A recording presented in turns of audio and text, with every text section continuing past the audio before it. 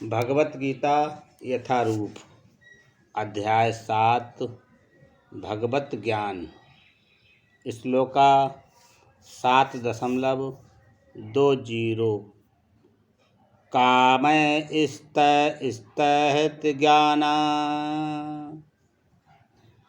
प्रपुधन्ते न्यदेवता तम तम नियममास्थाय प्रकृत्या नियता स्यात्।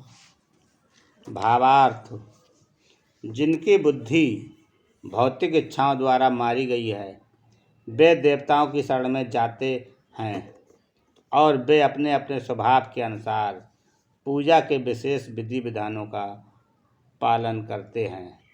तात्पर्य: जो समस्त भौतिक कलमश से मुक्त हो चुके हैं वे भगवान की शरण ग्रहण करते हैं और उनकी भक्ति में तत्पर होते हैं। जब तक भौतिक कलमश धुल नहीं जाता तब तक वे स्वभावतः अभक्त रहते हैं, किंतु जो भौतिक इच्छाओं के होते हुए भी भगवान की ओर उन्मुख होते हैं वे बहिरंगा प्रकृति द्वारा आकृष्ट नहीं होते, चूँकि वे सही उद्देश्य की ओर अग्रसर होते हैं। अतः वे शीघ्र ही सारी भौतिक कामेच्छाओं से मुक्त हो जाते हैं। श्रीमद्भागवत में कहा गया है कि मनुष्य को चाहिए कि स्वयं ही वासुदेव के प्रति समर्पित करे और उनकी पूजा करे, चाहे वह भौतिक इच्छाओं से रहित हो या भौतिक इच्छाओं से पूरित हो या भौतिक कलमश से मुक्ति चाहता हो। जैसा कि भागवत में 2.3.10 कहा गया है, अकामा सर्वकामो वा मोक्ष काम उदारधी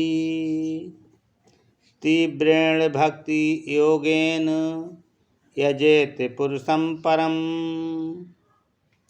जो अल्पज्ञ हैं तथा जिन्होंने अपनी आध्यात्मिक चेतना खो दी है वे भौतिक इच्छाओं की अविलंब पूर्ति के लिए देवताओं की शरण में जाते हैं। सामान्यतः ऐसे लोग भगवान की शरण में नहीं जाते, क्योंकि वे निम्नतर गुणों वाले जो रजो तथा तमोगुणी होते हैं। अतः वे विभिन्न देवताओं की पूजा करते हैं।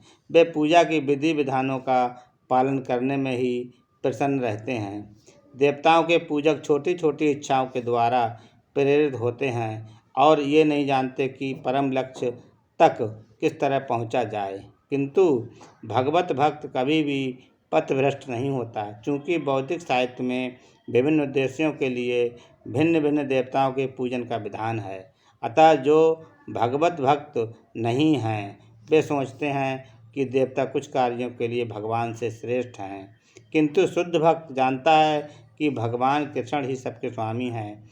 चैतन्य चरितामृत में आदि 5.142 कहा गया है, एकले ईश्वर कृष्ण आर सब भृत, केवल भगवान कृष्ण ही स्वामी हैं और अन्य सब दास हैं। फलतः शुद्ध भक्त कभी भी अपनी आवश्यकताओं की पूर्ति के लिए देवताओं के निकट नहीं जाता, वह तो परमेश्वर पर निर्भर रहता है और वे जो कुछ देते हैं उसी से संतुष्ट रहता है। हरे कृष्णा।